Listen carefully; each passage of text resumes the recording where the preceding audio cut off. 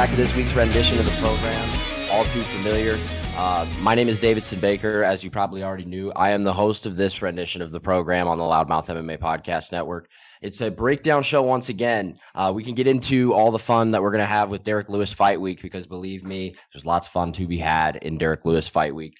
However, bit of housekeeping real quick, a bit of a switch up this week. The venerable and great Marcel Dorff, who is a part of this three-prong attack, had some things to tend to today.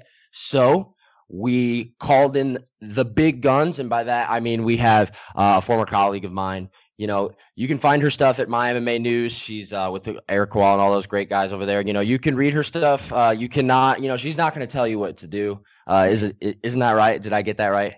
You got that right. It's Kristen King. She's joining the program today. How are you?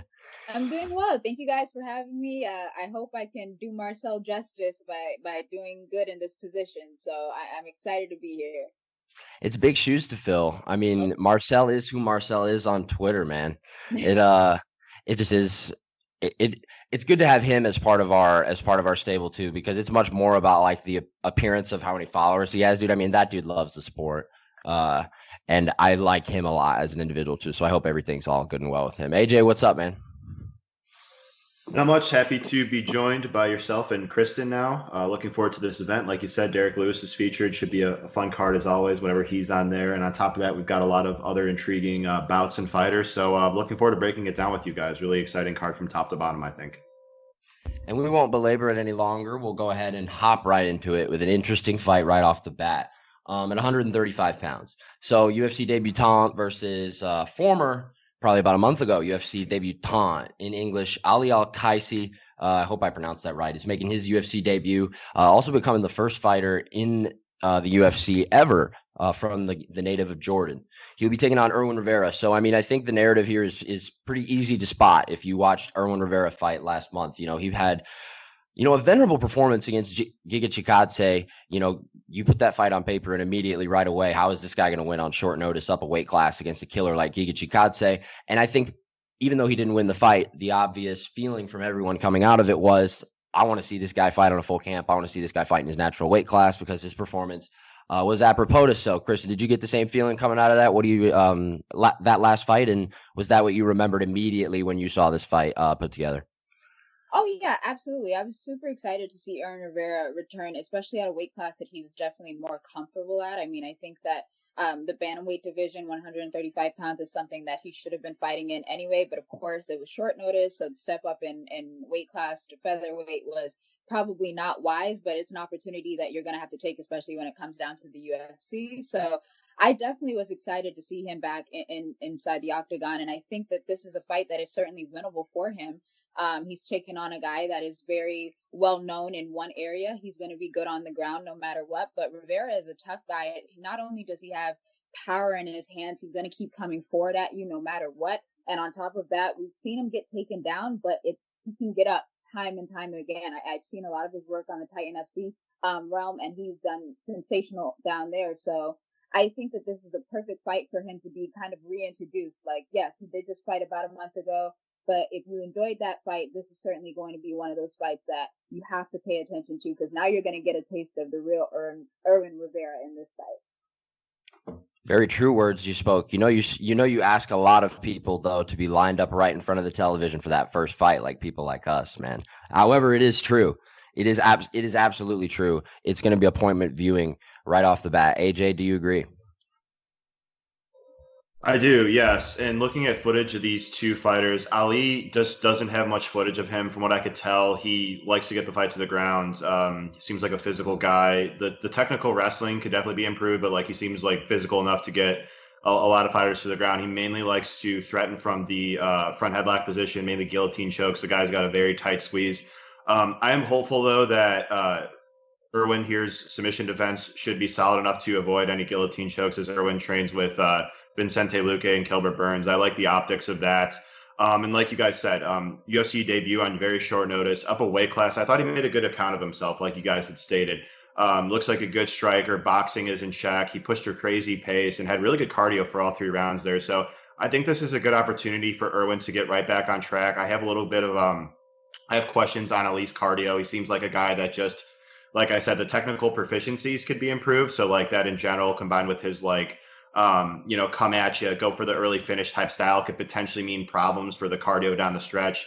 And like we just saw, Erwin could fight a, excuse me, a hard 3 rounds. And I'm going to pick Erwin to win, probably a striking based decision, as Ali seems really tough and durable. And I just hope it's a fight where, similar to what we saw in the Contender Series last night, where we kind of learned a lot about Ali, is like I said, there's not a lot of footage of him, so maybe we could see him go 15 minutes to see exactly the type of fighter he is inside the UFC's octagon. Yeah, wasn't that nice, AJ? We got to learn a little bit about Luis Rodriguez last night, didn't we? Wasn't that nice? Wasn't that great? Wasn't that wonderful? That was awesome. Erwin Rivera minus 210, at least according to Bovada at the moment. This is, AJ sits in the proverbial handicapping and odd seat of this three-prong attack, obviously. But if I could just give my due on that one, that fight is as pick'em as it gets to me. You have UFC debutant against a guy that is making UFC debut in his natural weight class, technically. Because, as we all know, Erwin Rivera's performance was good enough to get him and land him into this spot. But this is really, for all intents and purposes, his debut, or so to speak, being that, it's in a weight class where he's more comfortable. I think he's going to exuberate that in his confidence, and I think he'll end up getting the job done. I like Rivera to win this fight. Moving on. So, what would suck? When you obviously have a fight booked and it falls through, right? But how about when, and this is no knock on Steve Garcia, nor is that the narrative I'm trying to make, but Peter Barrett was supposed to fight Steve Garcia, but man, hey, Sean Shelby, Yusuf Zalal is no easier, right? Yusuf Zalal is that's a difficult fight for Peter Barrett, let alone anybody. Doing him no favors on this one, but it should be a fun one to watch. I expect some fireworks to go off on the feed. AJ, I'll let you start this one off. Yeah, Zalal is the biggest favorite on the card by a pretty wide margin, and I tend to just think that he is one of the, stronger leans that I have to win. I really like just the optics of him training at Factory X Muay Thai. We've seen fighters such as Chris Gutierrez come out of there. The really good footwork, the movement, the striking certainly checks out. These guys just have really good risk management inside the octagon, and I like that. That just helps with the overall longevity of a fighter's career. And I like Zalal, only 23 years young. I think he's, improving. This is his third bout inside the UFC. I like the optics of that. Whereas Peter here, this is his UFC debut, and he hasn't fought in pro MMA since his last appearance on the Contender Series last year. So Zalal has certainly been more active. I think Zalal has just many advantages here on the feet. I think he could outstrike him by just being the more effective striker, by using his very good footwork and movement. Potentially, he could get a knockout. I do think that Peter could do a better job of moving his head, as well as just have better overall footwork and better striking defense. And even if, Peter takes Zalal down, I just don't think that he'll be able to control Zalal. I say that because Peter does have a wrestling background, but he tends to struggle controlling the opposition on the ground. Zalal, I do think, has pretty solid get-ups. And I think Zalal could potentially even threaten with submissions here on the ground. I did notice that with Peter. He has been subbed a few times. And even on his Contender Series fight where he went on to win, he was threatened early on pretty deeply by a submission attempt from the opposition. So I think Zalal should roll here. I think the guy's really talented, and I think even at his age, he's really good and has, there's reason to be optimistic that he could look better going forward. So I like Zalal to win here. Yeah, and the X factor here for me is speed. This dude is lightning quick. This dude is so fast on the feet. His technical prowess is one thing, and then, like I said, what separates him from some of these guys when you put them together on paper is just how fast he is. And, there's a difference between being fast and being quick. And this guy is both. And he's both in a responsible manner. He's very, very calculated whenever he's in the octagon. And I noticed that in his debut, and I noticed that in his fight against Jordan Griffin. Kristen, your thoughts on this fight? Yeah, I have to agree with you when you said that Sean Shelby was doing Peter Barrett absolutely no favors. Homie, what are you doing? No favors at all. Yeah, that was my first idea too, because you have to realize that Yusuf Zalal just came into the UFC this year and is already 2-0. So the momentum is certainly on his side. So I thought it was a little bit of a, I'm not going to throw the term mismatch out there. I don't think that's what it is. I just think that it's a very tough test for someone who hasn't fought since, as AJ alluded to, since Contender Series. He's been out for quite some time. And I don't think this is the perfect, hey, welcome to the UFC kind of fight for him. I think this is more so of a, I'm going to make a star out of Yusuf Zalal, because he has been one, especially on the regional scene when it came down to the LFA. I thought he looked sensational on that front. So I don't know about this one. I can certainly agree that I don't think that Barrett is going to outstrike nor out wrestle Zalal. I just think Zalal is better in every way. And if the fight did go to the ground, again, I'd have to give more credit to Zalal because I think a lot of people have the same concerns when he took on Jordan Griffin in his last fight. Jordan Griffin is certainly exceptional on the ground as well. But we saw that Zalal didn't really have too much of an issue there. He remained calm if there was ever an issue, whether that was a submission attempt or just top control. He seemed okay. So I don't see really. I can't see like an avenue where Peter Barrett wins this fight. I just don't see it. So I'd have to pick Zalal, and I think I'm going to take him by second round TKO. If there is an avenue, let it be known it's a dark alley behind a building with lots of black hats and mean people staring at you. However, anything is possible in this sport. I think we all know that. And I'm not picking Barrett, obviously. We've all made it very clear how much or what we think of Yusuf Zalal. However, I'm glad what you mentioned about Jordan Griffin because it's a similar matchup in a way there are things about Jordan Griffin at 145 that make him kind of different as a whole as a fighter and that Peter Barrett doesn't possess. But Peter Barrett, as far as like his path to win this fight, like I say, not a very big one. You just got to make it ugly. You just got to get inside. You just have to keep him as close to you as possible, in my opinion, because like I said, you're not going to be faster than him. And as Kristen alluded to, you're not going to out wrestle him. You're not going to outstrike him. So moving on. The Guitar Hero versus the Govna, Justin James and Gavin Tucker. So here's another situation to this. Like we said in the beginning of the card, Erwin Rivera now making the jump down to his natural weight class, but then supercharge it up with a much better narrative when you talk about Justin James, because he came in to 155 pounds and absolutely laid out Frank Camacho in his debut last month. It was a 50K burger right there. Gavin Tucker, though, a very tough UFC featherweight debut. Tucker returned last year when he beat Sungwoo Choi. I hope it's Sungwoo Choi. I'm trying to remember off the top of my head. He beat him by submission in Edmonton last year. Tough matchup for a guy like James, who you have to imagine is going to want to stand and go. Gavin Tucker can definitely hold his own on the feet too, but he's going to be a threat to win this fight if it hits the mat. Kristen, do you agree?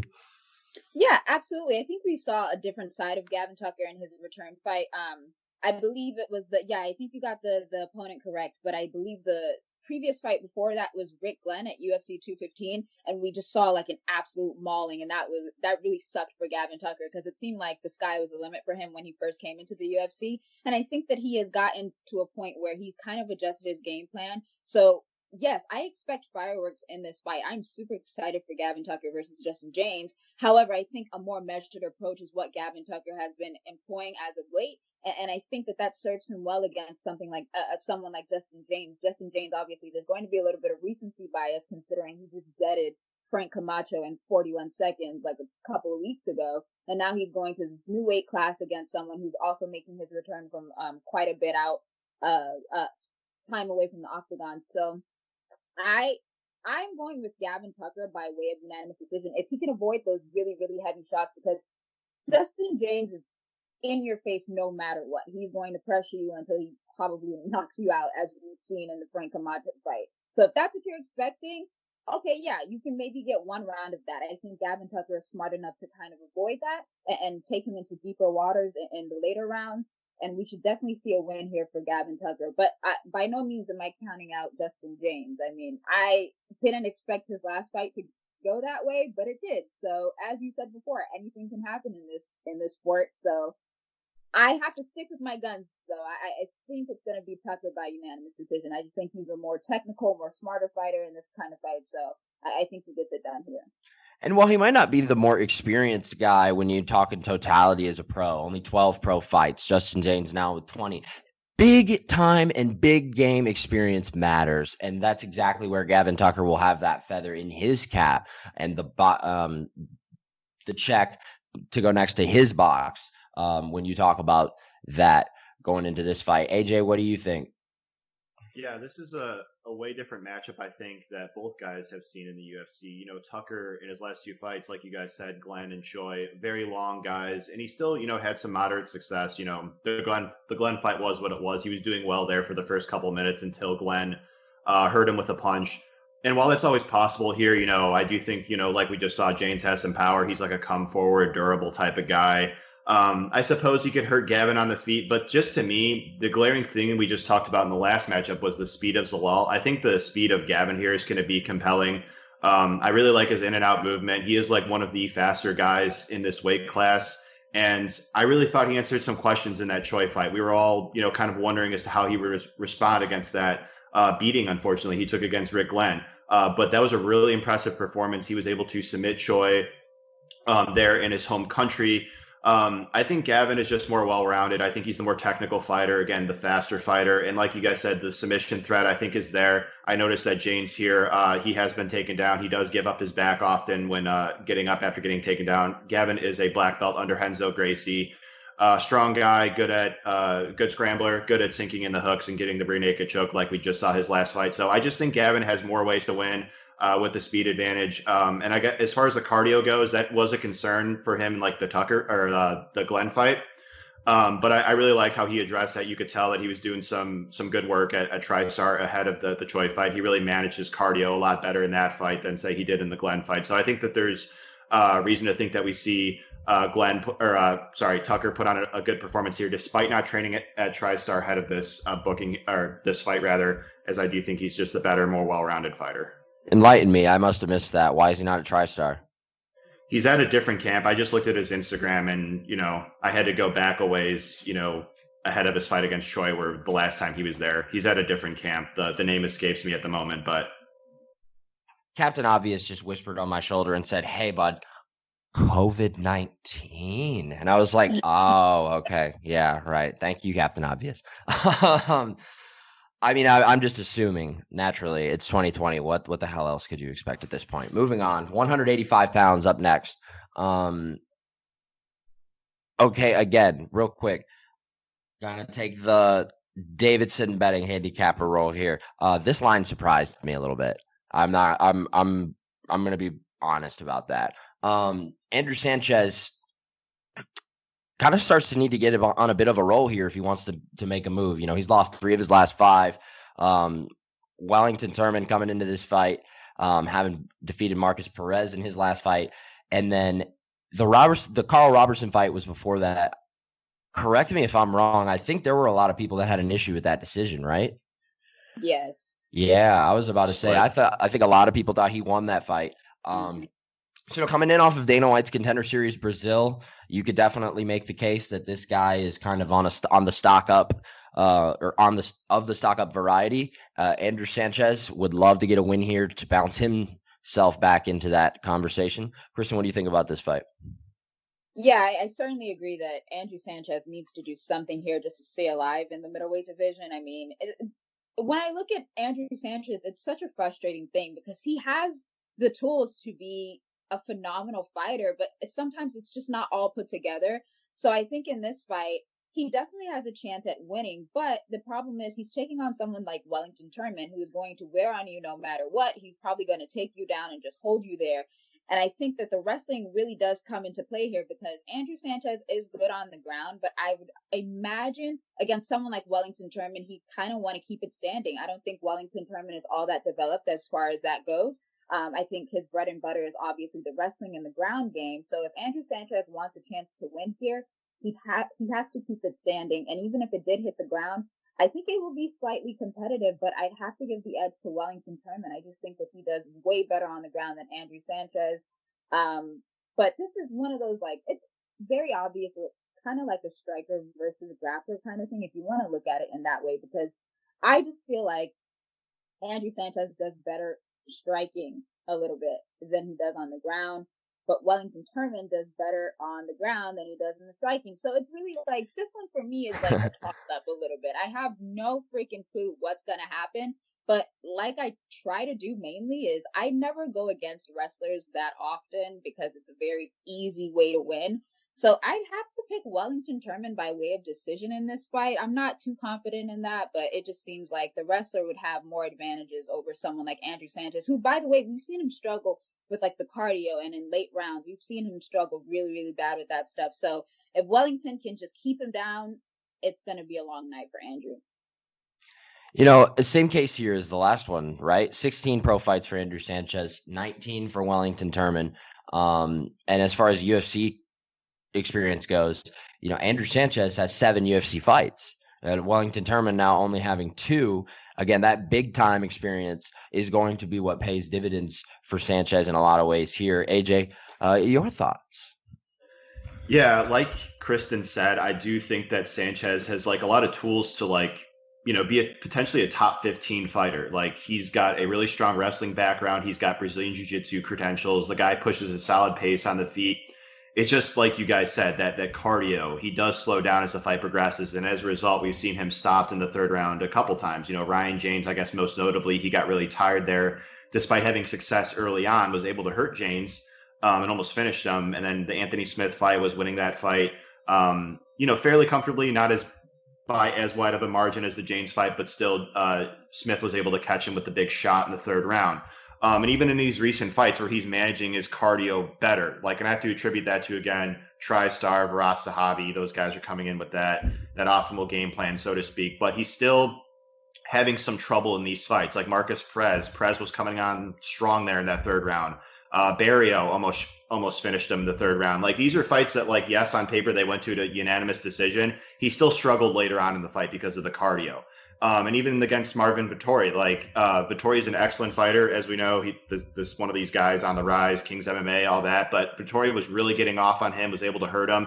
It's just not a good trend to see Sanchez hurt over and over again, even though he hasn't been finished since the James fight. So basically, I like Kristen's point. I do think that, Sanchez is the better wrestler. Looking at his stats right now, he's never been taken down in the UFC, 100% takedown defense. Wellington, he is really strong in the clinch, physical guy. It's tough for me to imagine him taking Sanchez down with the wrestling credentials. So while Turman would have the BJJ advantage on the ground, I really question if he could get it there unless if he could hurt Sanchez with a big shot on the feet, which I do think is possible because while I do think this fight is competitive on the feet in terms of technical proficiencies and volume, I have to favor Turman because if one fighter is going to hurt the other, I do think that Turman would be the party much more likely to hurt Sanchez and vice versa because Turman has shown to be really durable. This kid is so tough. 19 pro MMA fights, never been finished. He's as tough as they come. I mean, he was taking some wild, crazy shots from the wild man himself, Marcus Maluco Perez. So I'm going to side with Turman here too in what should be a competitive fight. Assuming Sanchez doesn't get hurt, I think he can make it very competitive, if not maybe win. But I got to side with Turman because process-oriented wise, I do think there's a legitimate chance that he does some damage along the way and potentially hurts Sanchez, which could swing rounds. All by myself. I got Andrew Sanchez. I'm going with Sanchez here. You want to talk about him getting hurt, in all of these fights? He was hurt against Marc-Andre Barrial too. He was hurt in that fight as well. But Sanchez is a guy, as you said, I didn't even allude to the fact that there was a 100%, what is wrong with me today? Takedown defense clip that he's operating at right now. That's so impressive, especially having been fought in the UFC, not for decades, but as long as he has. Moving along. So this fight's kind of raised some people's eyebrows here. Nasrat Haqparast is taking on Alex Munoz. If you need a refresher, Alex Munoz did fight on Dana White's Contender Series 2 summers ago. However, despite getting the win over Austin Vanderford, Nick Newell. It was Nick Newell. That's right. It was Nick Newell. Nick Newell is who he beat on the Contender Series. I said Austin Vanderford, and I was like, wait a minute. Nasrat Haqparast will welcome him into the UFC this week, coming off of a loss to Drew Dober in January. Kristen, I'll let you go ahead and kick this one off. A lot of things that you can go ahead and point to kind of try to get a read on this fight, but most people are going to remember Munoz for coming in and winning that Contender Series fight. Wasn't really experienced enough per, I guess, Dana White to get a contract, but now here he is, and he's got a tough matchup in his debut. Super tough matchup. I was honestly shocked by this matchmaking as well. I mean, this is perfect prospect versus prospect, but I think Nasrat Haqparast has something to prove in this fight. Obviously, Big time. Looked great. Yeah, he looked awesome in the UFC so far until he got completely dropped and finished by Drew Dober, which I don't think anyone was necessarily expecting.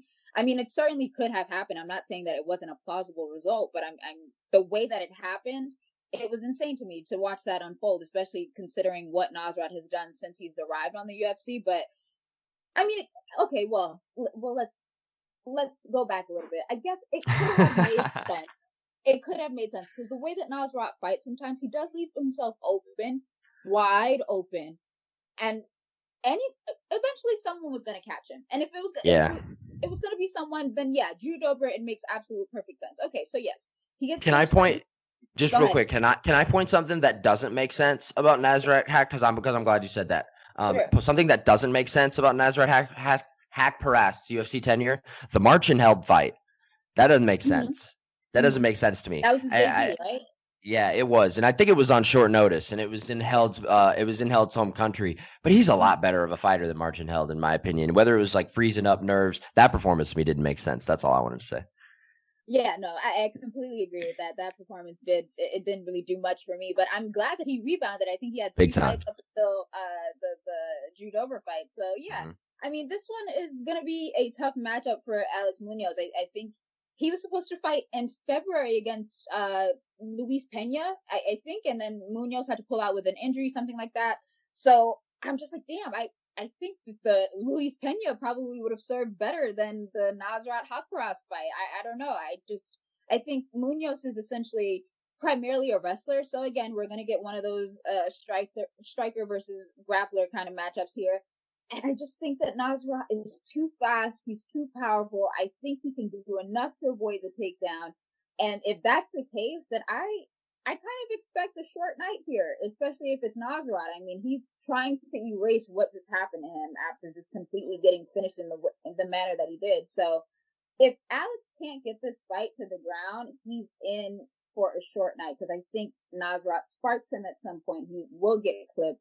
And we've seen the finishing ability on Nasrat. So I don't know, man. This one, I'm confused by the matchmaking a little bit. I'm excited to see Alexander Munoz get a shot, but man, this is a really hard fight for him to take on. And I'd have to favor Nasrat in this fight. I think he gets it done by second round knockout, honestly. AJ, what do you think? Yeah, this one is a pretty interesting booking to say the least, because like you guys said, it's like how is Nasrat going to respond after that Dober loss? I'm not ready to say like he's got a chin issue or anything like that yet, because we've seen Dober, the guy's got heavy hands. He's a really good technical striker, so it's understandable like losing to Drew Dober.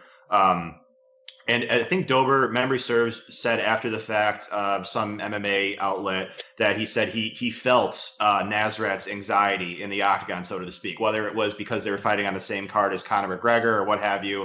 So I guess take that for what it's worth. I think there might be something to that. Yeah, Nasrat, really good prospect. Excellent striker. The footwork checks out. I like the head movement, the defense. Like, he checks so many boxes in terms of purely striking, but like as you guys said, Munoz is a wrestler, NCAA Division I, and that could potentially pose problems for Nasrat here, who we don't have much evidence of his takedown offense. Like, he does have a pretty good initial sprawl, which is nice. I mean, that's encouraging, but to defend takedowns from an NCAA Division I wrestler, you need to defend the chain wrestling. Munoz comes from over by you, Davidson, if I'm not mistaken, Oklahoma area. Ding, ding. Yeah, Team Alpha Male guy. And, he is making his UFC debut, but the encouraging thing about that is, like you said, he fought Nick Newell, a very good fighter on the Contender Series. He also fought Troy Lamson, a very good fighter as well. So while he's only 6-0 and this is his UFC debut, that's stout competition in my personal estimation. And again, I do think that Munoz can make it interesting because while I do favor Nasrat on the feet, Munoz is a pretty good technical striker. Like, I liked what I saw out of him.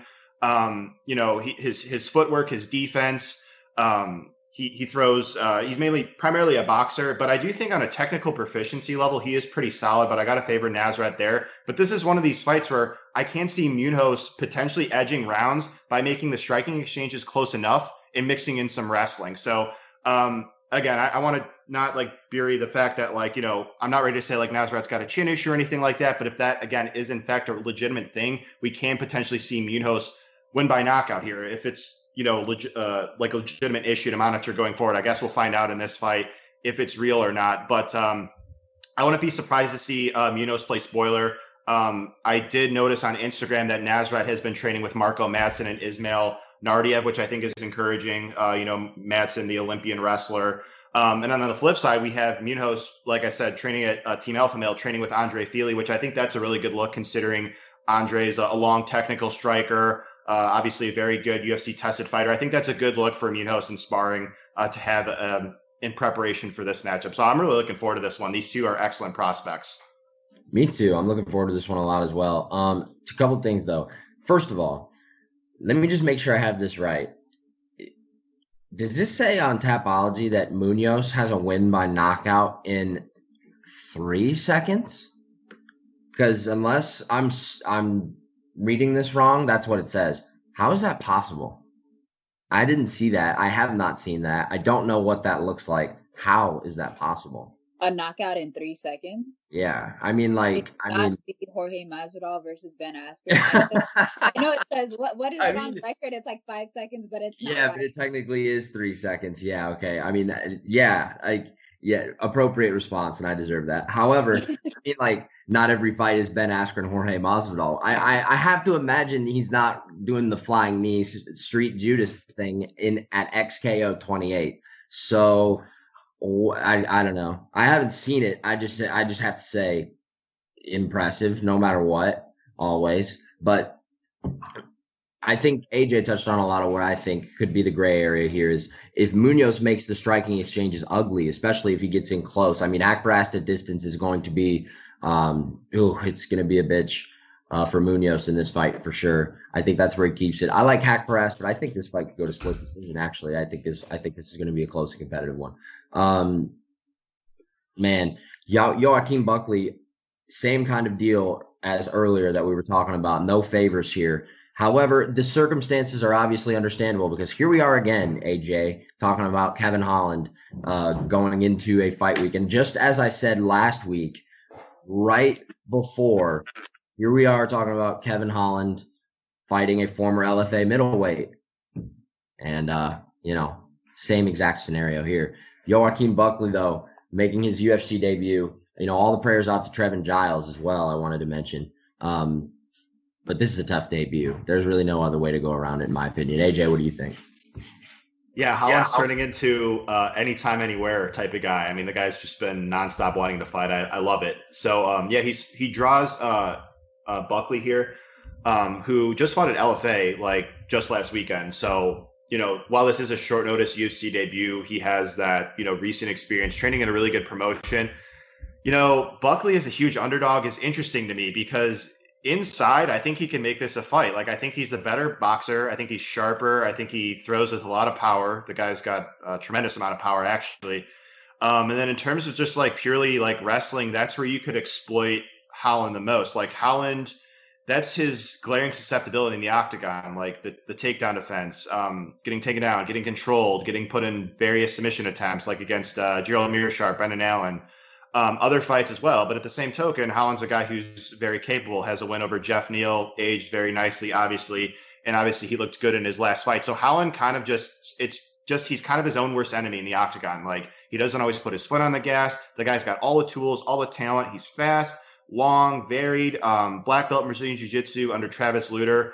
And so I understand Holland being the favorite here at range and on the ground, he'll have the advantage. But if Buckley gets inside, I think he could do some damage in the clinch, similar to what Alessio Di Chirico did. And I think Buckley could even take him down, though I don't think that'll be his primary game plan. I think Buckley will try to keep the fight standing and win by knockout. But this is a spot where I would not be surprised to see Buckley play a spoiler, to be honest with you. I think this guy is solid. And I was watching some of his older fights compared to now. The guy has improved tremendously, and he's still super young. I think he could get it even better. And I think he's really talented. So as far as who should be favored, I understand Holland being favored, much more experience at the UFC level. Think again, the better tools at range, better submission grappler. I think that's fair. A bit more polished, I'd say. But that said, I think Buckley has a legitimate chance to do something here. Should I keep talking, or are you ready for the segue there, of course. Davidson? Yeah, no, I was just about to say before I led into Kristen, I was going to pass it off to her and say, while I continue to deal with this chaos that is going on behind the camera screen, But I did want to say this because I was listening to what you're saying, and I think you made a good point. His improvement is definitely evident because, bro, there's a fight in his past that really turned me off to him, and I think it's very obvious. I mean, whether it is how good and how underappreciated and how underrated Logan Storley is, because that's a fact. That's a fact. Logan Storley is a monster. And a lot of people on this network would agree with me because I've heard them echo that narrative before. He made Joaquin Buckley look like he didn't ever want to fight again. Literally, I dominated him, mauled him. And it really turned me off to him. Seen his improvement as well since that fight for sure. I don't believe he's lost since that fight. So now, Kristen, I'll pass it off to you as I continue to deal with this absolute chaos going on behind me. Yeah, before we get started on the Buckley and Holland fight, I just want to say I looked up the Alex Munoz 3-second knockout. That is a legitimate thing, and I will send you the link once we're done with this. Please do.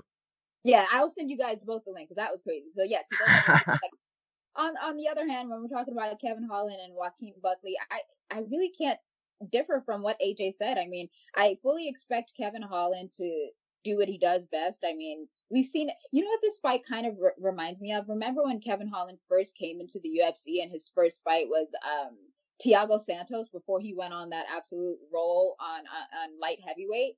It kind of reminds me of that only because you are absolutely correct in that Joaquin Buckley has enough tools to make this fight interesting. So I want to say that the experience and the overall game plan that Kevin Holland typically does is enough to get him a win here, especially because he was supposed to be fighting a couple days ago, but obviously the Trevin Giles thing got in the way of that. And I'm just hoping that he is using that energy because I know he was saying a lot of stuff about Trevin Giles, like, oh, he was like faking an injury. What did he say? He said he was like holding his breath so that he didn't want to fight or something like that. I hope he's not focused on that at all because if you're focused on whatever your last fight was or was supposed to be, going into that against someone like Joaquin Buckley is that's not the correct mindset. I hope Kevin Holland realizes he does have a legitimate fight on his hands.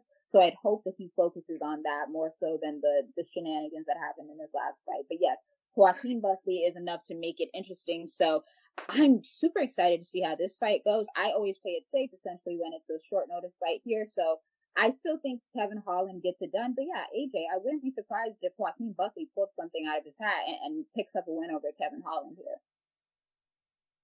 here. Yes, he can definitely do that as I'm out of breath.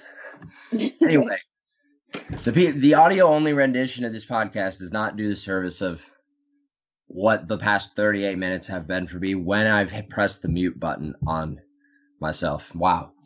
Anyway, so my pick here in this fight, oh my gosh, I'm so sorry.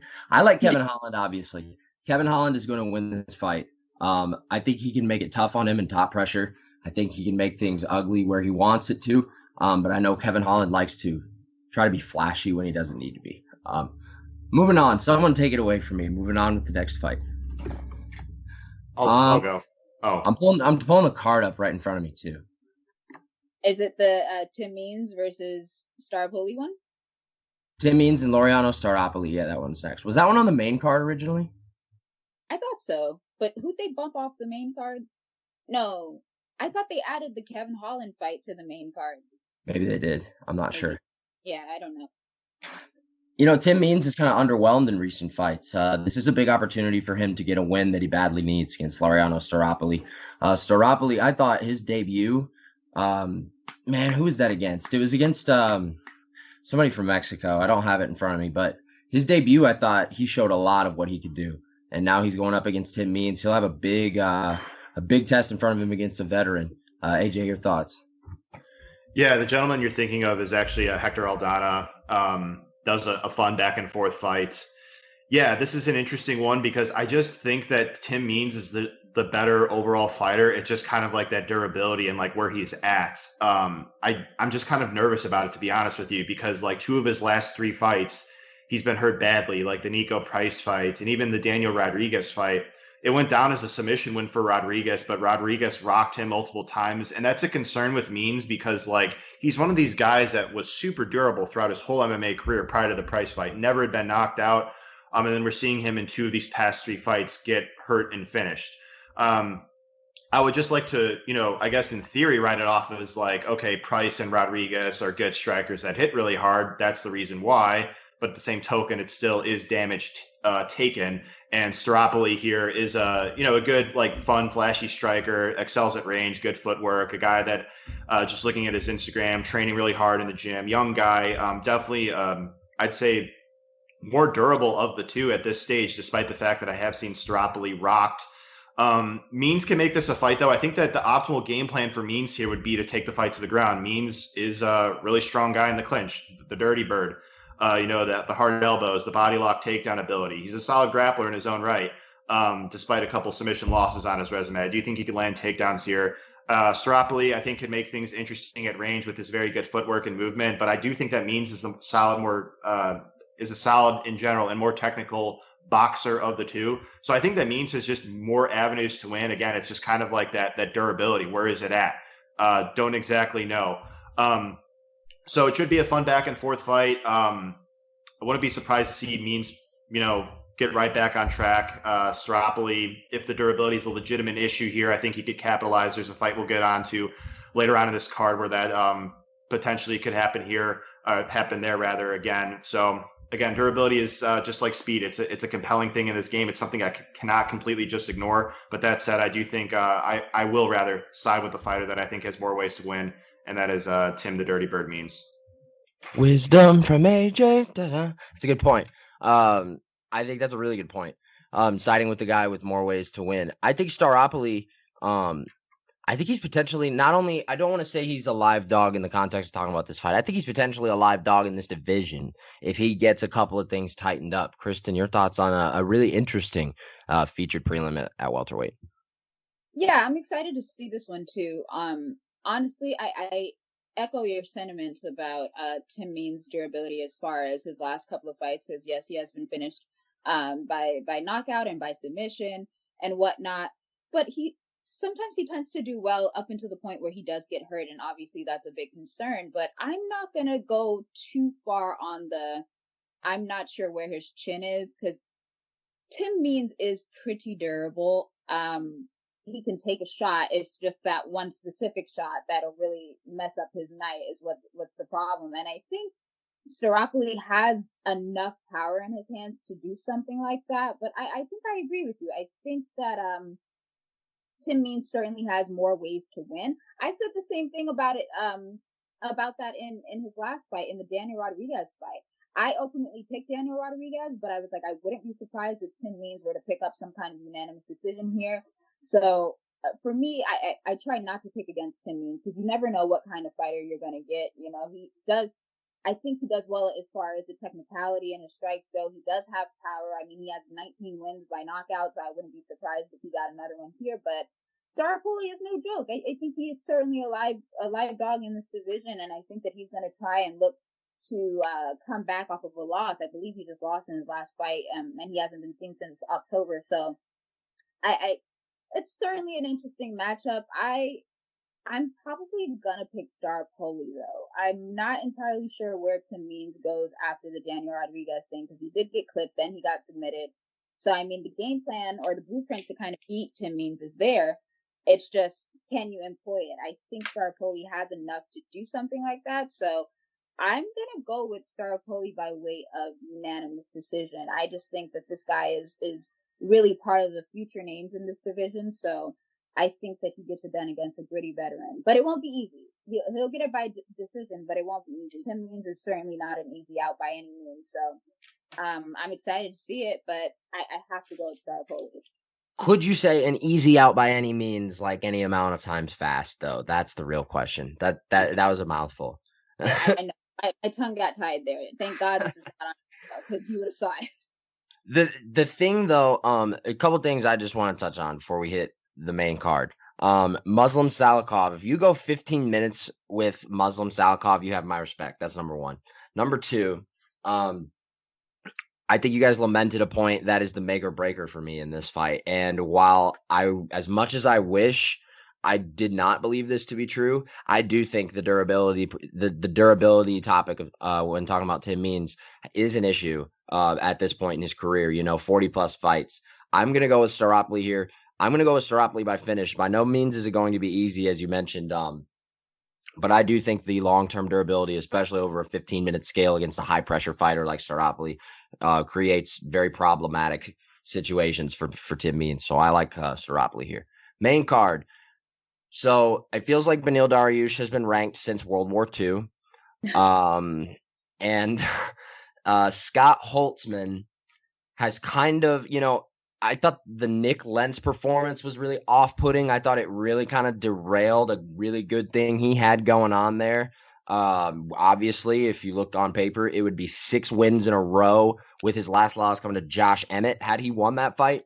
But let alone, you could probably point to Alan Patrick being his most impressive performance, and Beneil Dariush almost gave people brain aneurysms in his last fight whenever he came back from being wobbled against Drakkar Klose. Or did he fight since then? He's fought since then, right? No, he hasn't. No, he hasn't. Okay, yeah. I had it right the first time. Damn me, second guessing myself. This is an interesting one though, and it's one I have circled for a number of reasons. Stylistically, it's really juicy. Who is maybe the more stronger guy here? Probably Holtzman, you'd have to imagine. Dariush, but does he necessarily have more punching power though? That's an interesting caveat, is it not? Because you could make the case Dariush is the more powerful puncher. AJ, am I crazy, or do you hear what I'm saying when I say that? I don't think you're crazy. I think they both have power. It's tough to quantify who has more power. Holtzman has 5 wins by knockout. Dariush has 4. They've each respectively landed a few knockdowns in the UFC. So they both have some pop in their hands. I mean, they're not as powerful. You just mentioned Josh Emmett. I mean, I don't think they have as much power in their hands as say like a Josh Emmett does in respect to the weight class that he's at in featherweight.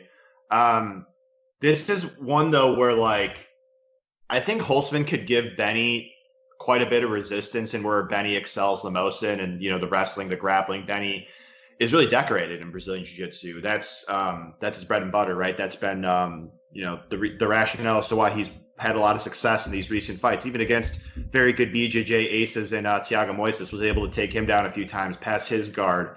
That's always going to be something that Benny has over the vast majority of the opposition. That said, Holtzman is a really good submission grappler himself. Brown belt in Brazilian Jiu-Jitsu. That was his first martial art that he learned, did Scott Holtzman.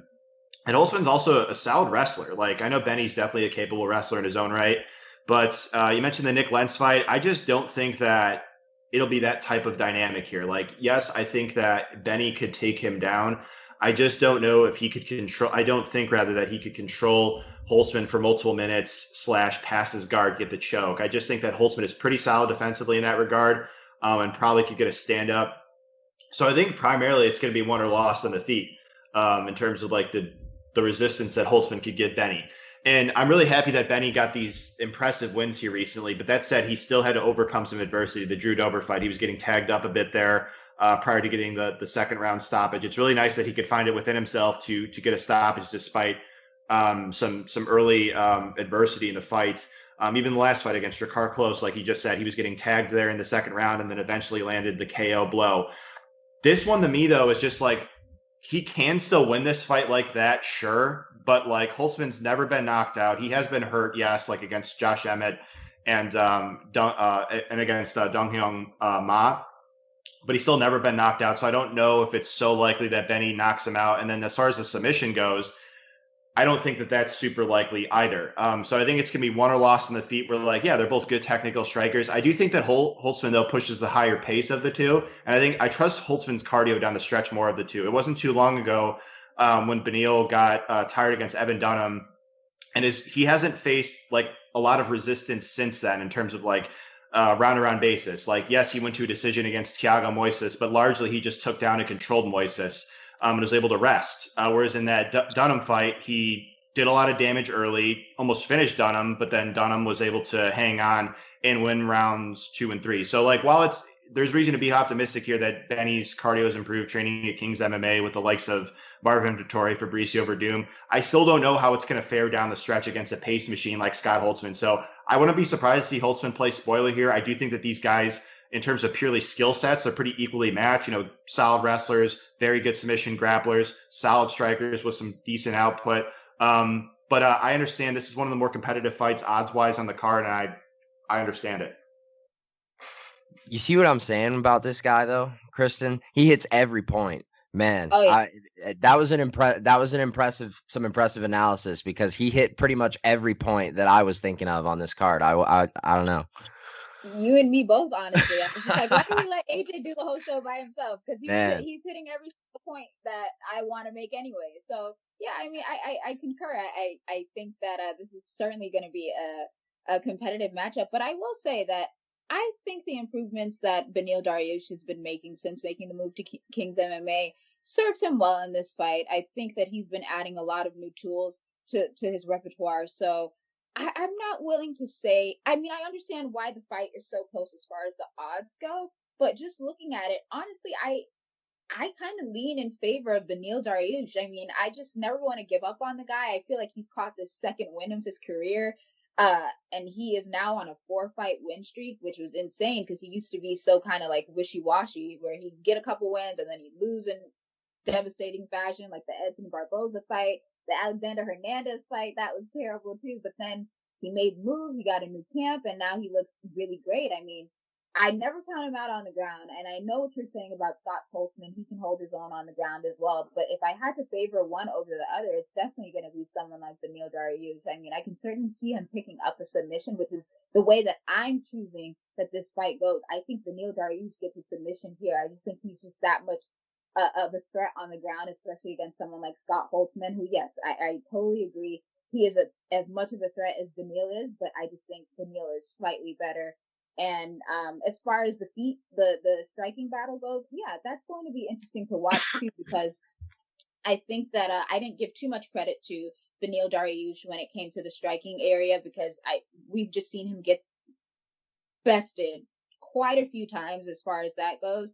But I mean, the Drakkar Klose fight made me change my mind just slightly enough to maybe think that, you know what, his striking is on the way to developing to where his grappling and ground game is. So I'm going to give him a little bit of credit here. I think, I don't know if you saw that, he said on Twitter that in that Drakkar Klose fight that he should have stuck to the game plan, which I'm pretty sure he did not want to get into a gunslinging fight with Drakkar Klose, but it ended up paying off for him. So I feel like if he could do that against Drakkar Klose, it's a very possible outcome as well in the Scott Holtzman fight, but I don't think that's going to happen. I think it's going to hit the ground, and I think that we're going to see the best of Beneil Dariush, and a submission will probably come about in this fight.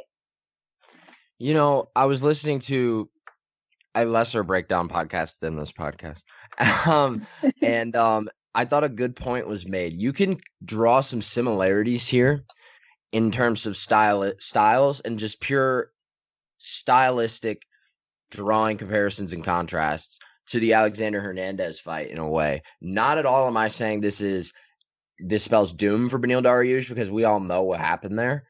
And obviously time has gone by and rooms for improvement has been made. And I think said improvement has been made. I do like Dariush, but if there was a proverbial losing sleepover type of fight on this card, this was the one for me for sure. I had a difficult time picking this one. So moving up to 135 pounds, Yana Kunitskaya is facing Yulia Stoliarenko, who, okay, let's take a step back here for a second. Fought on tough, right? Mm-hmm. Came in, did well, loses to who was it? Leah Letson? Yes. Lost to Leah Letson in the tough finale. And then all of a sudden becomes just queen of fast as hell arm bars. Dude, 3 arm bars in a row in under half a minute. What? How? Okay, that's one thing, first of all. And then in Invicta, goes out and has what many people like to consider one of the best and most grueling fights outside of the UFC, or maybe in all of MMA, to take place in 2020. That saw her claim the Invicta Bantamweight title. She comes in and takes on another former Invicta champion in Yana Kunitskaya. Should be an interesting one here at 135 pounds. Kristen, we'll let you have the opportunity to take the things that AJ was going to say that you were going to say this time. Even if that were possible, I'd still feel like I'm going to be missing some things, and AJ is going to make it up for me in his go. So yeah, I'm excited to see Julia back in the UFC. I thought it sucked that she lost in the Ultimate Fighter, the heavy hitters finale. That was a bummer. But as you said, I mean, all of a sudden she is queen of arm bars in less than a couple of seconds. I'm actually looking at her record right now, and it says 1 arm bar, but like the time is 0-0. I'm like, that doesn't make sense. So she got an arm bar before the fight even started. What Is happened? that on SureDog? Where are you seeing that? I think yes. So on Tapology, it just says armbar and there's no time. So my guess is that they know she won by armbar. They know the date, but no one got the official time. That's my guess. Weird. Yeah, that's so weird because right now it just looks like she got a ghost armbar. So just like, let's go, and then it's over. right? That's what I'm thinking too. So yeah, I'm excited to see her back. Obviously she's going to be a problem on the ground. My only concern is that is her go-to submission, and it seems like if she doesn't get an armbar in like the first round, then there's not really much else to really go off of. I mean, the Lisa Barbosa fight was certainly an eye-opener for a lot of people, only because I think they weren't expecting that kind of fight. I think that Stoliarenko, she doesn't have wins by knockout, so she's the finisher when it comes to the ground. But as far as like the striking battles go, not necessarily too much of a finisher there. There are no knockouts on her record right now. So I think that this fight against Yana Kunitskaya, I mean, it's kind of tough because it's kind of tough to gauge whether or not Kunitskaya is going to be okay on the ground with Julia. And if Julia doesn't get this armbar submission in the first round, I feel like it could be a long 3-round fight between her and Yana Kunitskaya. I mean, Kunitskaya is good to see where you are as far as the women's bantamweight division, which, by the way, she should have been fighting in since she got to the UFC, but she had her first fight against Chris Cyborg, of all people, at 145 pounds, which was, yeah, we all know how that fight went, and that was not the best way to introduce Yana Kunitskaya to anyone. So I think that Kunitskaya has good enough takedown defense to give Julia some trouble. And on the striking exchange, I also feel like Yana Kunitskaya can kind of best her, because I don't think that Julia kind of she doesn't throw too many combinations. It's typically just a couple of punches here and there. She hasn't really put that together. So if I'm gonna go with a person that I see winning in this fight, it's probably Yana Kunitskaya by decision. I mean, I think that she may have more ways to win this fight than Julia does, because right now, as of looking at her record, outside of that decision against Lisa Barbosa, again, if she's not getting an armbar in like the first round, then where does she go from here? You know what I mean? So I think this is not an easy fight for Kunitskaya, but it's certainly one that she should be able to win. Yeah, I mean, there are ways for both girls to win this fight, obviously, but I mean, one would imagine that Stoliarenko would prefer to be in a favorable position to pull off another armbar. AJ, your thoughts? Yeah, I think there's a lot of good points being made there. Julia, yeah, she's got the IBJJF purple belt European champ per her Instagram, looking at it right now. Yeah, she's got a really good armbar. Like, that's really cool. Like, she could win fights on the ground. Generally, though, as we've seen time and time again, as you make your way up the ranks, that way of winning is just not sustainable at the UFC level. And so basically, to me, Yana Kunitskaya, like, despite losing to Aspen Ladd, I thought she came out with actually a really excellent game plan against Aspen Ladd, because Aspen Ladd's really physically strong. But if you want to give her like the most resistance in a fight, you want to hold her up in the clinch, kind of like how Lena Landsberg did. And Yana employed that. Yana and her team employed that. And I do think like the optics of Yana, I think she's in a really good place. Just like, I'm not a huge intangibles guy, but like the fact that she's, in a relationship with Thiago Santos, she seems to like things that are going on outside the octagon, training an American Top Team. We could trust them to come in with a good game plan for all their fighters in general. And just the optics of just, she's much more UFC experience, has just fought the much higher level of opposition. She's been in there, like you said, Chris Cyborg, Aspen Ladd, has good wins over Marion Renault. So she and Lena Landsberg too. So she's just, Yana, I think, will likely not try to get this fight to the ground. I think she could land takedowns if she wanted, but more than likely she's going to try and keep the fight standing. She's the much more technical striker, much more decorated in terms of accolades. She's got the much higher output. She's the lengthier fighter. And I think she could potentially do some damage. Yana, she is a good striker, and Julia, I think her striking defense could be tightened up quite a bit. And even in fights where like they go to the ground, like you referred to her fight on Tough, Marcia Allen. Marcia Allen was actually doing a lot of damage there, and to the point where I don't know if the ref was Mark or if it was Herb. They were like warning her, like, defend yourself. Like her head was like bouncing off the canvas. It was like pretty scary, because like that's her like game plan. And Coach Robert Whitaker was telling her, like, why do you pull guard? But she took a lot of ground and pound, and eventually she got the armbar against Marcia Allen, a fight where she was losing pretty convincingly there. And then, following fights against Pani and Leah, she couldn't get her wrestling going. And I do think that she'll struggle to take Yana down. If she does take Yana down, Yana showed good enough defensive grappling fundamentals in the Aspen Ladd fight, to where I'd feel comfortable where Yana could force a stand up, not take a lot of ground and pound, things like that, and probably win this fight. That should be won or lost on the feet. As Yana, I think being a comfortable favorite makes sense. As do I. Hitting on every point once again. I could not said it better myself. I do like Yana in this fight. Moving along, co-main event? Yes? No? No, there is one fight sandwiched in between. And okay, I'm really glad this is the fight we're talking about now, because I was gonna forget this if it wasn't. So I found it really interesting that going back this week, if you follow me on social media, or if you have the displeasure like AJ does of joining me on a podcast on a more than a once per weekly basis, you would know I kind of like the Contender Series just a little bit. It's like kind of something I enjoy, maybe just like a tad.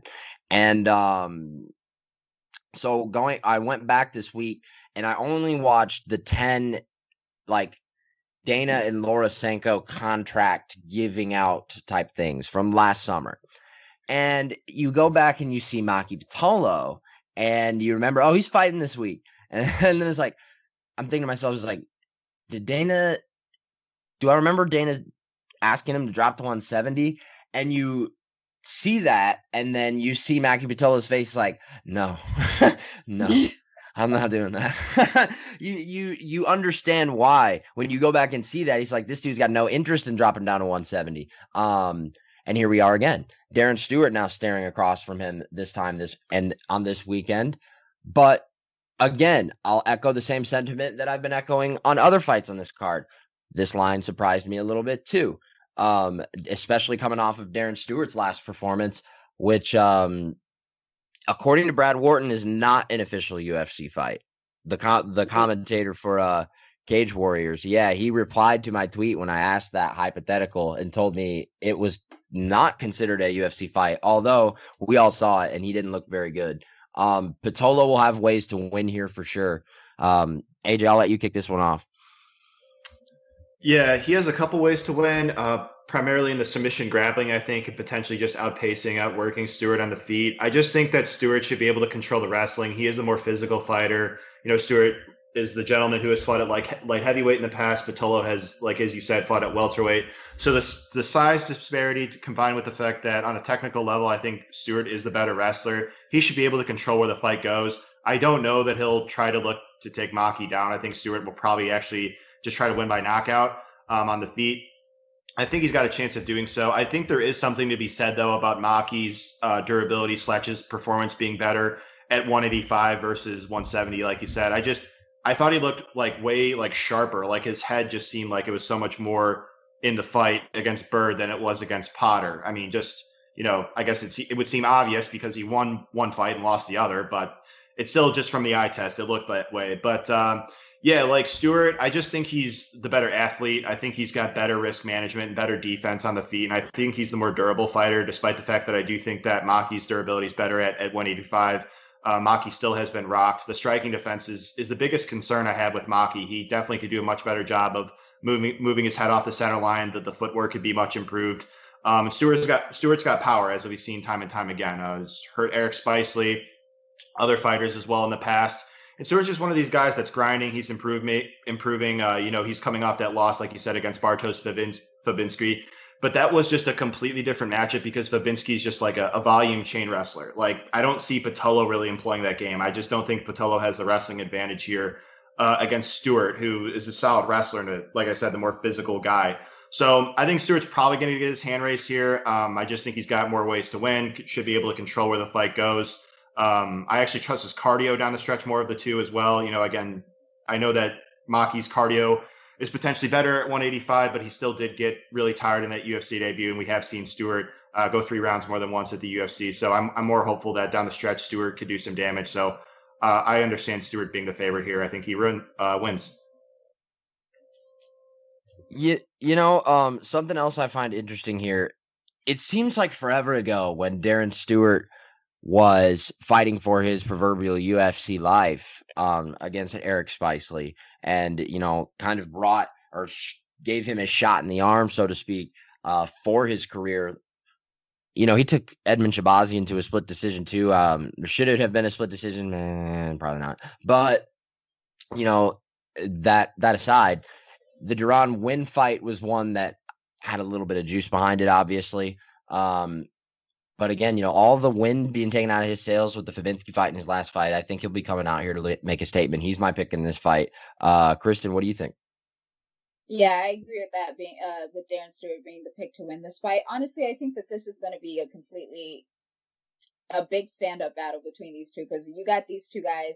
You got the dentist versus coconut bomb. So obviously, you're going to get a knockout either way. But I think I'd like to favor someone like Darren Stewart just a little bit more. I think that he's developed his game a little bit to where he's not coming out immediately and just trying to engage in an all-out brawl. I think he has calmed down a little bit. He's developed his game so that he's a little bit more technical and all that.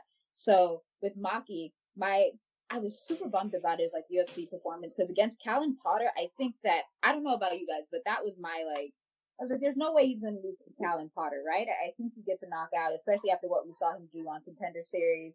And it just didn't happen. He went through 3 rounds and he lost by unanimous decision. So it was awesome to see him get a little bit more steam put back under him with the Charles Byrd knockout, because he looked decent in that fight. It was a great fight over there. But I just don't know if it's going to be enough for someone like Darren Stewart. I think Darren Stewart has done enough to, yes, he did lose his most recent fight, but I think this is a completely different story, because Maki Patullo is not going to take him down by any means. And if there are going to be any takedowns, it's certainly going to be on the side of Darren Stewart, just in case that he does get clipped, or he has to feel Maki Patullo's hands, because we all know that both of these men have power. So in the event that Darren Stewart gets stunned by one of those punches, he would certainly shoot in, and that would lead him to a potential unanimous decision victory. But I honestly don't think that we're going to make it all 3 rounds.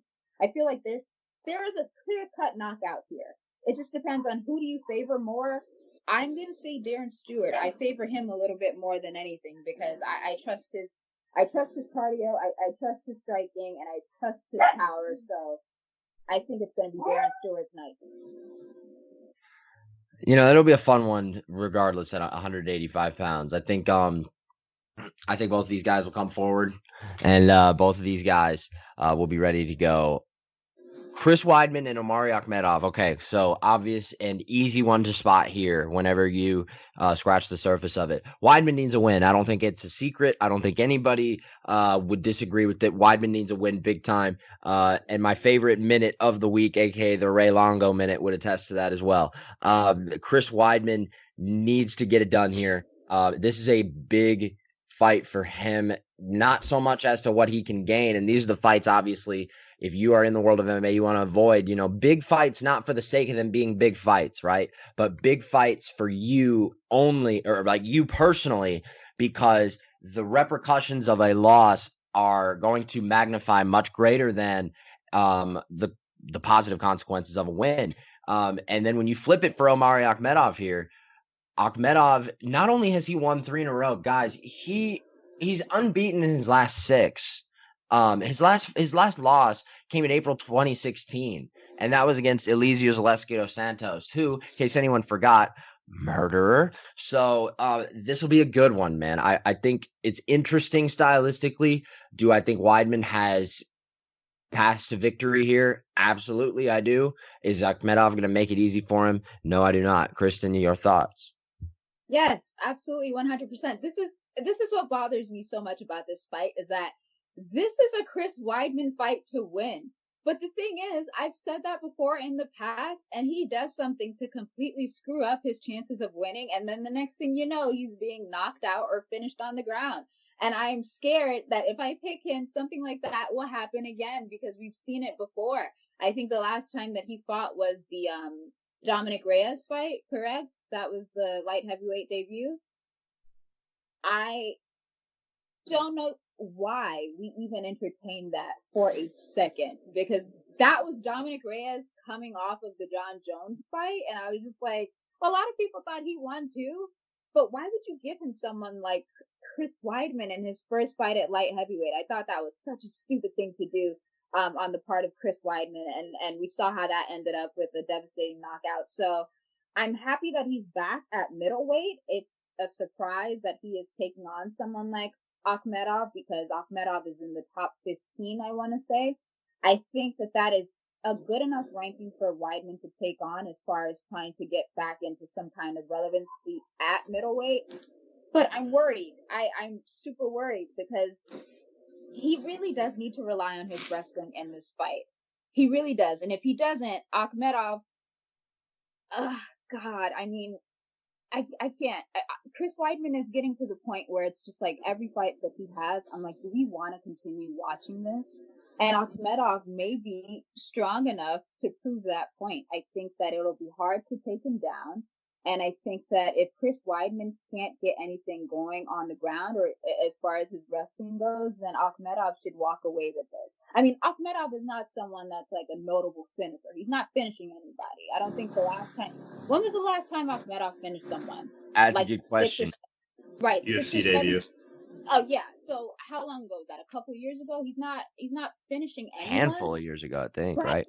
But the issue is, remember we were talking about the chin issues for another fighter on this card, for Tim Means. That is absolutely ringing true as far as Chris Weidman goes. If you have a little bit of power, which Akhmedov does, Akhmedov throws some bombs here and there. If he can clip Chris Weidman, I think he gets it done.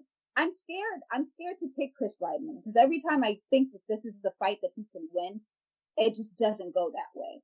So, God, I don't know. Yes, this is Chris Weidman's fight to win, absolutely. But we've seen him completely shit the bed before in fights like this, and I'm nervous. Yeah, am I sensing like a tone from maybe the likes of like what sounds like a concerned mother here? You care a lot, right? You like you know what I'm saying? This is what it is. It was. I'm not going to say it's on the level of like a Robert Whittaker where I was super concerned about his comeback fight. I just wanted to make sure that he was really healthy. But I think Chris Weidman is like right underneath that as well because we've seen him get sparked 3 to 4 times in the last couple of years. And I'm worried about his chin holding up. And I don't know if taking on someone inside the top 15 is the best idea. Do I think that this is a good matchup? Absolutely. It could definitely give Chris a win here. But again, I'm concerned for so many different reasons. And I just put into question his entire career at this point. I'm just like, man, if he can't get past Akhmedov, I think that's it for Chris Weidman. You know, when you lay it out cut and dry, it's true in a sense. You know, there's no other way to put it. I think that, as I said, big in a sense that the consequences of losing are devastating here for Weidman. He's got some path to wins by submission here, does he not? I think he does. I think that his BJJ and, as you indicated, his wrestling are going to be big things to have in his pocket here. AJ, what say you?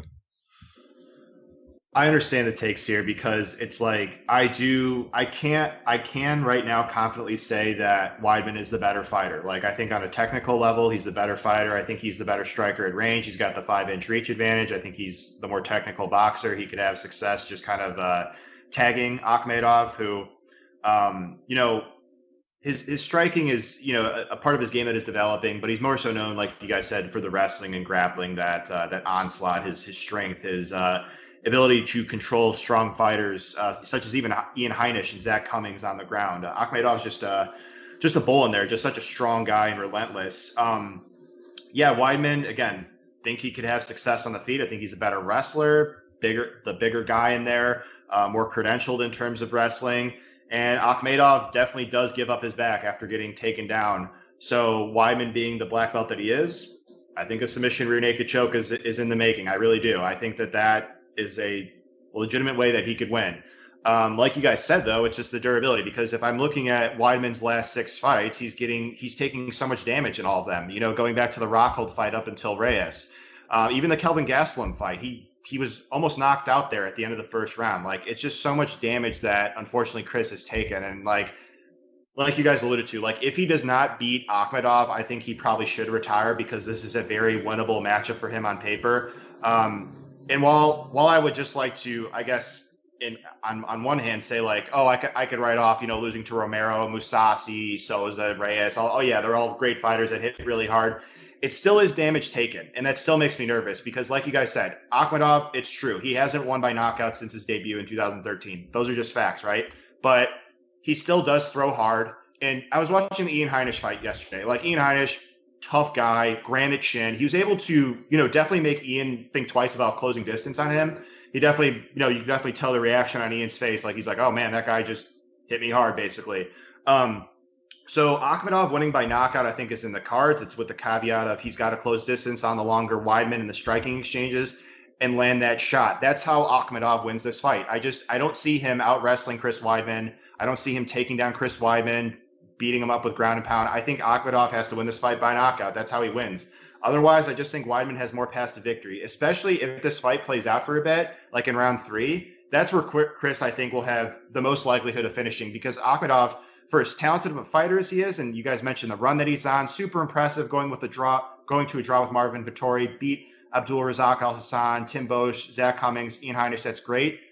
He's shown the tendency time and time again that he definitely slows down there in round 3. And I know Chris Weidman definitely has his cardio liabilities that he's shown in the past, but those more often have come in those 5-round fights. This fight is only 3 rounds. I think that in round 3, there is potential for Chris, that if his durability does hold up, he could get the back, get the rear naked choke. I'm still going to side with the fighter, just like the Tim Means fight, that I think has more paths to victory here. Sure, Akhmedov could win by knockout, but that's really the only way I see him winning. So I'm going to side with the fighter that I think has more paths to victory, the longer fighter, the fighter with the longer reach, and Chris Weidman. Bingo. And can I just say something about Absolutely. this fight? Absolutely. If Chris Weidman wins, where does he go? Do you honestly see him beating anybody inside the top 10? Yikes. Why'd you have to go there, man? That's a legitimate question. That's why you got to be right with your negativity, yo? I think, like I said, the Akhmedov fight is perfect. It's somebody inside the top 15, but honestly, taking on any of the names at the top 10 is crazy for Chris Weidman. There's no way that he can fare well against those names. So if I got an idea. What? I got an idea if he wins. I haven't off the top of my head, I'm not sure what he's ranked. Chris Weidman? He's no, I'm talking about for a potential opponent for Chris Weidman if he wins. Ian Heinisch? Okay, hold on. Let me see what his rank is. What is he ranked? Is he ranked 13. like 12? He should 13? Be up. 13, well, yeah, right? I mean, yeah, he'd move above him, but still, we've seen that before, right? Where guys like move into the top 15 and move above, and they take a fight with a guy that's just ranked 2 spots below them. I mean, I feel like that fight was cool if he went. 13 at the moment. Like Weidman would probably move up to like 10 or 11 if he wins this fight. I mean, when you do MMA math, I guess it kind of technically doesn't make sense just because Akhmedov beat Heinisch, but I mean, it's a weight class in a combat sport. I mean, these guys are going to fight each other. If there was never a scenario where you could move weight classes freely, I mean, they'd all have to fight each other no matter what. So, I mean, I'd be cool with that fight regardless. But okay, what is there to possibly break down here? And that is, believe it or not, the narrative going into the main event. What do you want me to say, dude? This is the easiest pre-fight analysis of all time, and I mean of all time. However, there's a caveat here. One thing about Oleynik that has to be remembered and that I think people forget about, and that is, people just say, Oh, he's got to get to the ground and he'll tap him and yeah, win by submission. All right, cool. Dude, hold on. He's got to get to him. He's got to get close to him. And how does Oleynik do that? Oleynik, in a lot of scenarios, will just wing huge looping shots at guys. He throws haymakers, believe it or not. Are they technical? Do they land often? Do they do damage? Most of the time they don't, but that's part of his game. He woos you in that way. He gets you to come that way. Am I saying that he's going to go out there and do the rope-a-dope type of thing that he did with Overeem? Please don't. No, absolutely not. Don't do that. But is he going to go out there and throw some punches of his own to try to get close to Derek Lewis? Yes. I feel like people just look at this fight. It is kind of cut and dry, but it's more than just take him down versus punch him. Like, it's more than that. Like, is it much more than that? No, obviously. But that's something I feel like people need to remember. AJ? Yeah, I love Derek Lewis. I think he's awesome and entertaining, just like a lot of other people do. In terms of like analyzing him as a fighter, though, like he relies on moments. Like he is so tough and tenacious, and he has such a big heart, and he finds it within himself to get these knockouts, even if he's losing early on in the fight, like against Alexander Volkov. If he's able to hurt a guy like Volkov, clearly Lewis has enough power to hurt anybody in the division, to be honest with you, because Volkov's shown a great chin.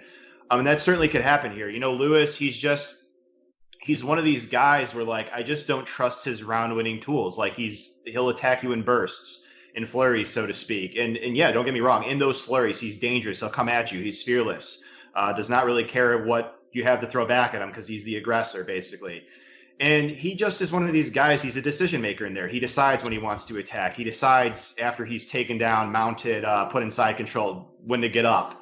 So I love that about him. Like he's basically able to control the fight for certain moments. He's such a big physical guy, and he's so awesome. This is an interesting matchup though against Alexei, because Alexei very clearly has the edge on the ground, right?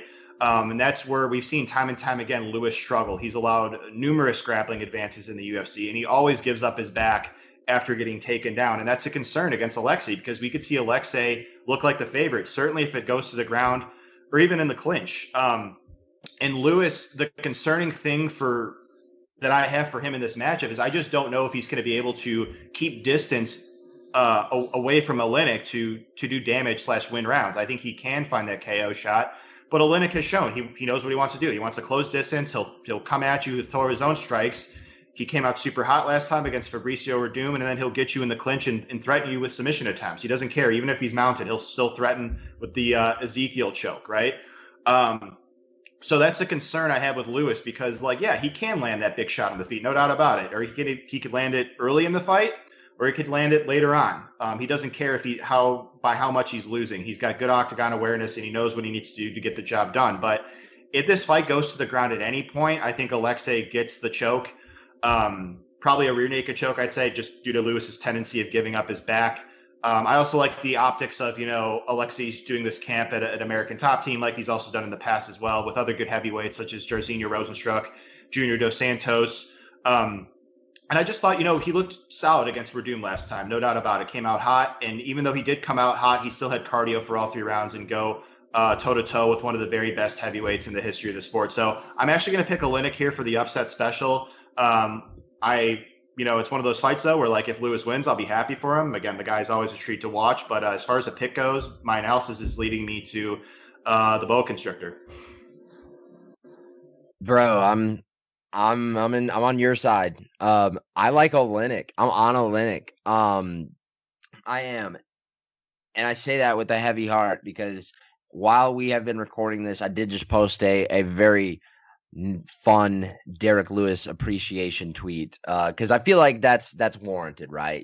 Derek Lewis fight week appreciation tweet. I interviewed him in Houston on media day, and we somehow bounced to the topic towards the end of the interview of why he doesn't use Burt's Bees and what beef he has with Burt's Bees, dude. That's just the type of guy he is, though, man. I mean, he's a fun-loving guy. He's a fan favorite for a reason. That arena was about to be blown off of the foundation whenever he walked out. Obviously, it was in Houston. So you obviously get that sense when you're in there. Kristen, your thoughts, like we touched on. I mean, it is cut and dry. That little caveat that it potentially isn't. Oleynik, though, I mean, you'd have to imagine he gets him where he wants him. It's going to be a short time until Lewis taps, right? You know what? I started to think like that, but I think that in the last couple of showings that we've seen from Derek Lewis, which was against Blagoy Ivanov and Ilir Latifi, he's shown to be a little bit more patient in his approach. So I don't know that it's going to be immediately like lights out for him if it hits the ground. Obviously, he's going to have a tough time on the ground against someone like Oleynik and what he can do. But I'm just not going to sit there and say that it's going to be easy over with if Oleynik gets to the ground. I can't say that. I'm not going to do that to Derek Lewis. I would have said that if this was Derek Lewis fighting Daniel Cormier, then yeah, that was like 2 years ago. I'd feel more confident in saying that. But I think that his approach is a little bit different. So I don't think that he'll be too what's the word? I don't think that he'll be too shocked if it ends up on the ground. I think he might have a little bit more of some sense as to what to be able to do. Obviously, it's hard to do that against someone against like Oleynik, who is well known for his chokes and all that stuff. But honestly, it comes down to this. There are 3 ways that this fight can end. It's either going to be a Lewis knockout, it's going to be an Oleynik submission, or as both of you talked about previously, trying to engage in the same game plans that they want to do is hard. Lewis wants to come in and get an immediate knockout. But if he closes the distance, that gives Oleynik all the space in the world to take him down. Oleynik wants to get the fight to the ground, but he doesn't want to get hit because we've seen Oleynik struggle with taking some shots. I mean, in the Walt Harris fight, he got slept in 12 seconds, I believe.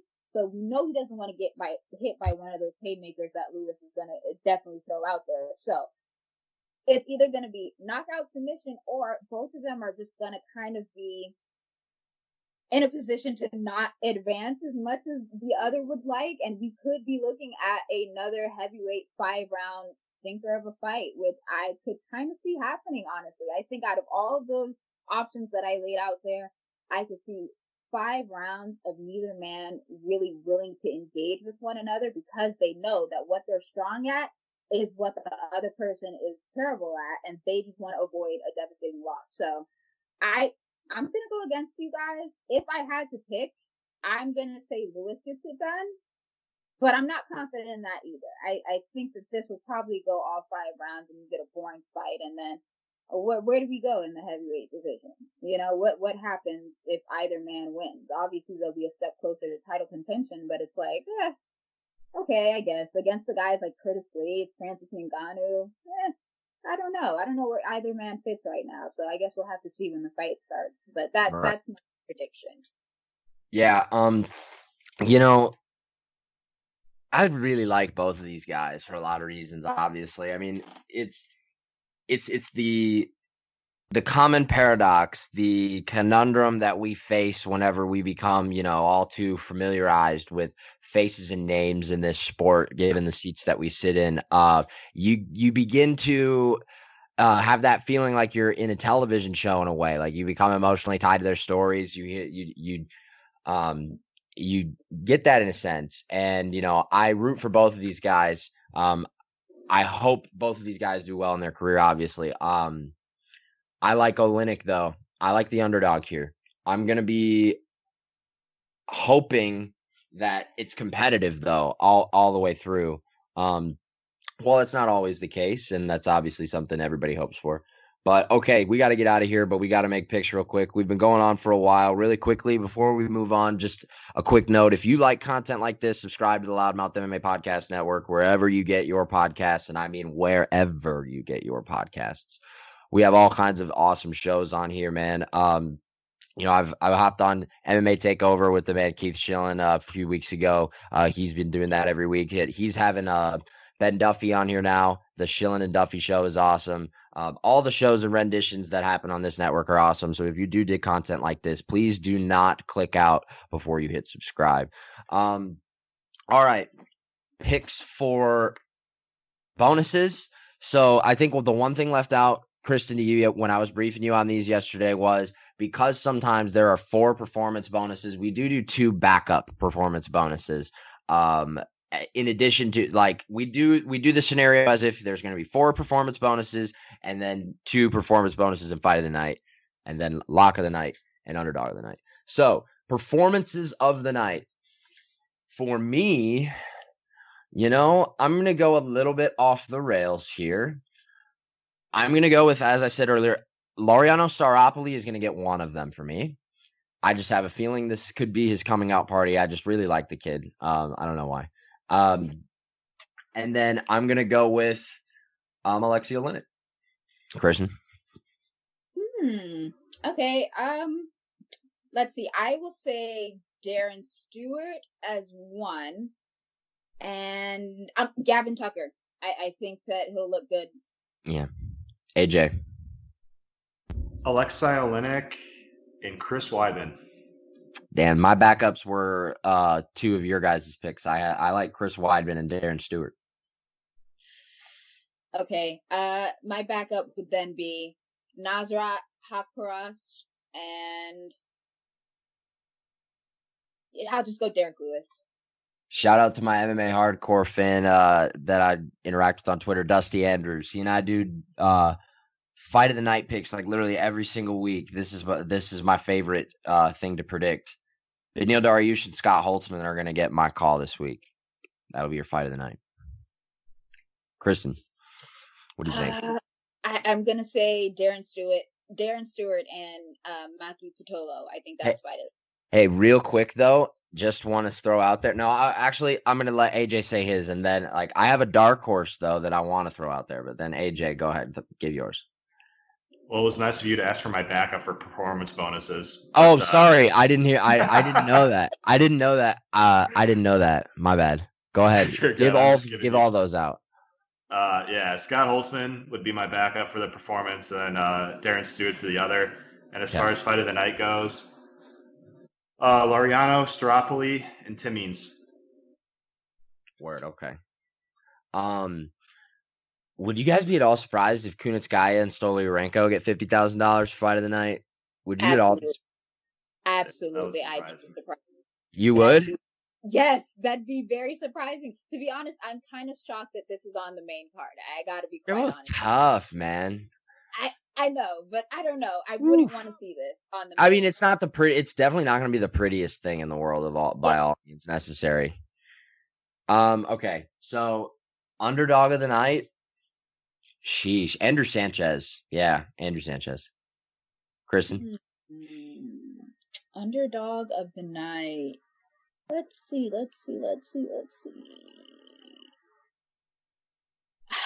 This is a tough one because I don't know. Is Staropoli underdog? He's a favorite, I think, right now. AJ, am I right? You're right. Do you know? Staropoli's the favorite. Yeah. Yeah. I didn't have the line. I got him in front of me now. Yeah, he's the favorite. You liked Akhmadov, didn't you? Or no, she's on Weidman, right? I thought Akhmadov. No, I'm on. Right. And yeah, he's an underdog. I'll go with Akhmadov then. We skip you here, right, buddy? I'm exempt from this. Yeah, section, that's what I thought. Yeah, okay. I gotta remember that. I'm gonna write that down right now. I'm gonna write that down. All right. Lock of the night. Oh. Yusuf Zalal. Kristen. Can I pick the same one? Because Yeah, you can. Yeah. I mean, what were Marcel and I gonna do when Chimaev fought twice in 4 weeks? Were we not gonna pick Chimaev? AJ. Yeah, that's AJ, you pick here though, right? No, I'm exempt unless his name is Chimaev. All right, no, I'm writing it down then. All right, now screw me, man. No, you're good. I did it. I did it the one time with Chimaev when we all down on him because he was ridiculous, minus 12,000 or 1,200. Just oh my god, ridiculous. All right, that about does it for us. Kristen, thanks for coming on. You bailed us out and helped us in a big way. This is awesome. Again, like we said, subscribe if you like this content. I think and assume Marcel will be back next week. But like I said, thanks, Chris, for coming on. Thanks for having me. Appreciate it. Of course. AJ, salute to you. You and I will be obviously in touch very soon. And come back and listen to more of us guys going forward. All these great shows here can only be found on the Loudmouth MMA Podcast Network. And oh boy, next week, boy, do we have a lot of excitement for what we're going to be back to break down next week. Oh my God, I cannot wait. All right, we'll see you then for the trilogy that be. And until then.